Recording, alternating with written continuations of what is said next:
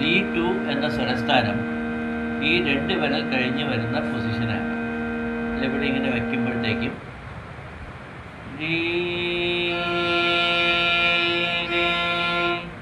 തിരിച്ചിങ്ങനെ വയ്ക്കുമ്പോൾ ഈ ഫ്രീക്വൻസി നമ്മൾ മൈൻഡിൽ രജിസ്റ്റർ ചെയ്യണം.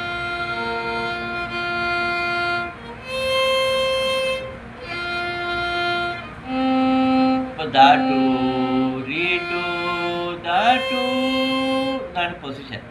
അപ്പോൾ ഇടത് കൈ തള്ളവിരൽ ആ റീ ടുവിന് ബേസ് ചെയ്ത് വേണം ഇരിക്കാൻ.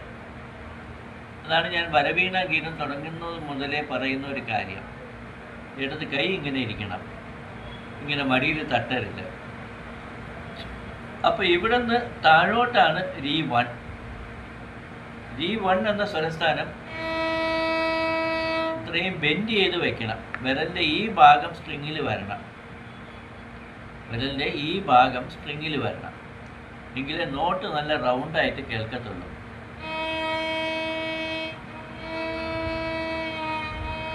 ഇങ്ങനെ വെച്ച് നോക്കൂ, സ്വരസ്ഥാനം വേറെയാണ്. ഇത് ബെൻഡ് ആവണം.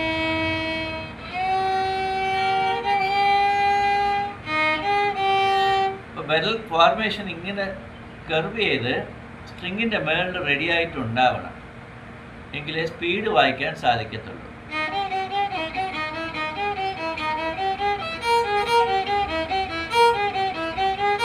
അപ്പോൾ ഒരു കൈ ഫോർമേഷൻ നമ്മൾ അടിസ്ഥാനം ഫിക്സ് ചെയ്തില്ലെങ്കിൽ സ്വരജതി, വർണ്ണം, കീർത്തനമൊക്കെ ബുദ്ധിമുട്ടായിട്ട് വരും.